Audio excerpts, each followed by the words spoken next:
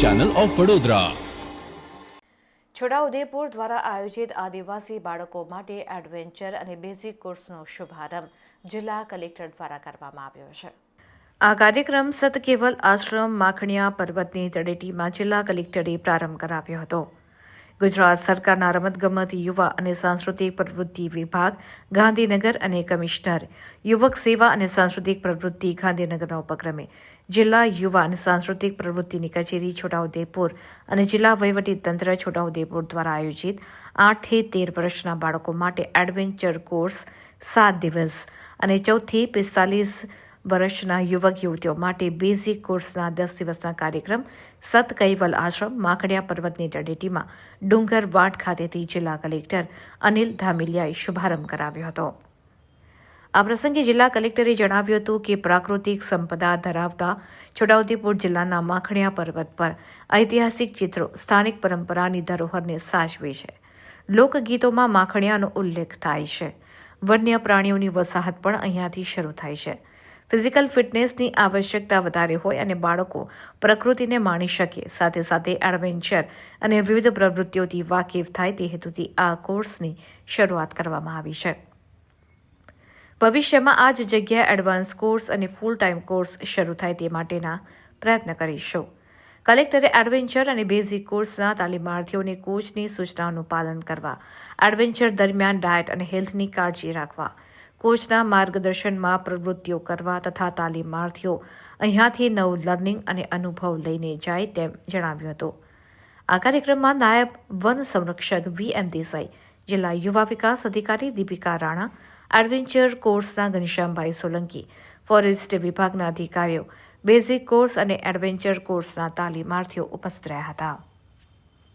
એક અગત્યનું છે, બેસિક કોર્સ કરીએ છીએ પણ ભવિષ્યમાં આપણે અહીંયા એવી અપેક્ષા રાખીશું કે આ જ જગ્યાએ આપણે એડવાન્સ કોર્સ અને ફૂલ ટાઈમ કોર્સિસ પણ શરૂ કરી શકાય એ દિશાના પ્રયત્નો આપણે હાથ ધરીશું। એડવેન્ચર કોર્સની અંદર ખૂબ જ બેઝિક વસ્તુ થવાની છે, જેમની અંદર વધારે એમને જેવી રીતના ABCD થી શરૂઆત કરવામાં આવે એવી રીતે એમને ધીરે ધીરે શરૂઆત કરવામાં આવશે।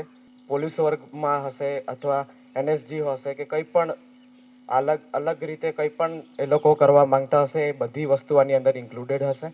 ઇવન રોક ક્લાઇમ્બિંગનો જે સ્પોર્ટ્સ છે એ ઓલિમ્પિકમાં પણ આવી ચૂકેલો છે, તો એ ખૂબ મોટી તક છે કે છોટાઉદેપુર જિલ્લો આ વસ્તુને અપનાવી રહ્યો છે અને ભવિષ્યમાં અમારો બધાનો પ્રયત્ન એવો રહેશે કે અહીંયાથી પણ કોઈક રોક ક્લાઇમ્બર બહાર નીકળે અને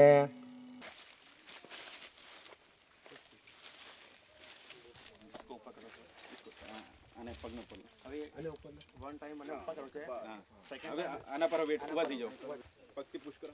હા, વેરી ગુડ। ઓકે, બસ સેકન્ડ સ્ટેપ લો। હવે હાથ સામે જેમ ભાવે, હવે હાથનું પગને ઉપર લો। હા,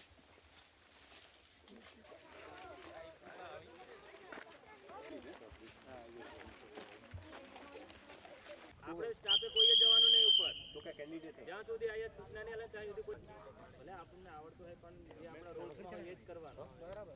એ આપણને ખબર હોય। અટેચમેન્ટ આપેલું છે પણ મીન વેલા આવી ગયું એટલે 10 દિવસ પછી આમાં ફિક્સ કરી નાખે।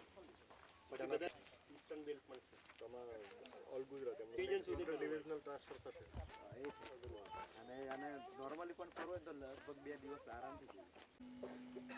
વિશેષ કરીને આજનો કાર્યક્રમ આપણે માખણિયા ખાતે એટલા માટે રાખ્યો કે માખણિયા આપણા જિલ્લાની એક પ્રાકૃતિક સંપદા પૈકીનું એક એવું શિખર છે કે જ્યાં આપણે પ્રકૃતિ અને માનવ સંસ્કૃતિ બંનેનો ત્યાં સમાગમ થાય છે। માખણિયા પર્વત ઉપર આપણે જઈશું, ત્યાં તમને અંદરના ભાગે અલગ અલગ પ્રકારે ઘણા જૂના વર્ષોના પ્રાગૈતિહાસિક ચિત્રો પણ આપણને ત્યાં છે। સાથોસાથ સતત અહીંની સ્થાનિક પરંપરાઓમાં, અહીંયા સ્થાનિક ગીતોમાં, સ્થાનિક લોકવાયકાઓમાં માખણિયા પર્વતનો સતત ઉલ્લેખ છે। રીંછ, દીપડા અને અન્ય વન્ય પ્રાણીઓની વસ્તી પણ આ ભાગથી શરૂઆત થાય છે અને અંદરના ભાગે ડીપ જેમ જઈએ એમ વધારે વન્ય પ્રાણીઓની વસાહત શરૂ થાય છે।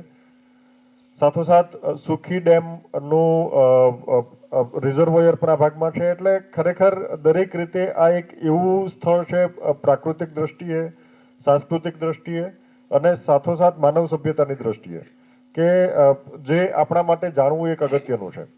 આ જાણવાનો ઉપક્રમ હતો અને સાથોસાથ આપણે વિશેષ કરીને આપણી સમગ્ર ટીમને, એમાં ખાસ કરીને આપણો આગ્રહ એવો હતો કે આપણી સરકારી એવા વિભાગો, વન વિભાગ હોય, પોલીસ વિભાગ હોય અથવા તો અન્ય એવા વિભાગો કે જ્યાં સામાન્ય રીતે એમને પ્રશિક્ષણની, ફિઝિકલ ફિટનેસની આવશ્યકતાઓ વધારે હોય, એવા વિભાગોની સાથોસાથ બાળકો જે પ્રકૃતિને માણી શકે, સાથોસાથ એડવેન્ચર અને વિવિધ પ્રકારની પ્રવૃત્તિઓથી વાકેફ થાય, એના માટે આપણે બધાનો સમાગમ કરીને આ કોર્સની શરૂઆત કરવા જઈ રહ્યા છીએ. બેસિક કોર્સ કરીએ છીએ, પણ ભવિષ્યમાં આપણે અહીંયા એવી અપેક્ષા રાખીશું કે આ જ જગ્યાએ આપણે એડવાન્સ કોર્સ અને ફૂલ ટાઈમ કોર્સિસ પણ શરૂ કરી શકાય એ દિશાના પ્રયત્નો આપણે હાથ ધરીશું. આપ અત્યારે જ્યારે શરૂઆત કરવા જઈ રહ્યા છો ત્યારે સમગ્ર ટીમે જે આયોજન કર્યું છે એ માટે હું સમગ્ર ટીમને અભિનંદન આપું છું. આપણે અહીંયા જે ડીસીએમ સાહેબે તમને પ્રાથમિક સૂચનાઓ આપી, હંમેશા એ બાબતનું અનુપાલન કરવાનું છે, એમને ધ્યાનમાં રાખીને આપણે આ પ્રવૃત્તિઓ કરવાની છે. સાથોસાથ આપણા ટીમને પણ એવો એક આનંદ મળશે. આમ તો આપણી ડ્યુટી પણ એ જ પ્રકારે હોય છે કે આપણે ફોરેસ્ટ અને આ જ વિસ્તારની અંદર બની શકે કે આપણે બીટગાર્ડ તરીકે ફરજ નિભાવતા હોઈશું, પણ અત્યારે આપણે એક નવું શીખવાની તક મળશે. સાથોસાથ આપણે અહીંયા આપણું પ્રશિક્ષણ અને આનંદ પ્રમોદ, આપણું ઇન્ટરેક્શન પણ બધા સાથે થશે. આપણે રેસિડેન્શિયલ કોર્સ છે એટલે આપણે એકબીજા સાથે રહી શકીશું.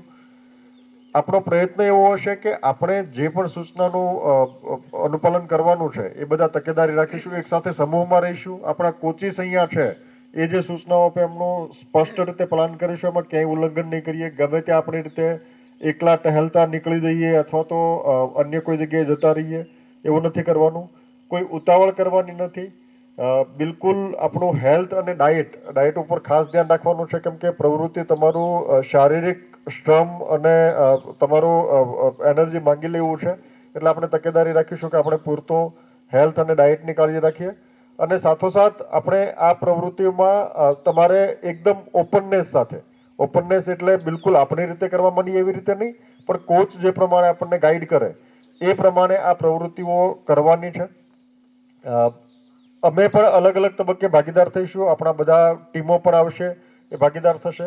પણ 10 દિવસની અંદર તમે અહીંથી કશું લઈને જાઓ અને આપનો એક યાદગાર એક સ્મરણ બની રહે, સાથોસાથ કંઈક નવું લર્નિંગ એક્સપિરિયન્સ થાય, એ માટે આપણી ટીમના સતત પ્રયત્નો હશે.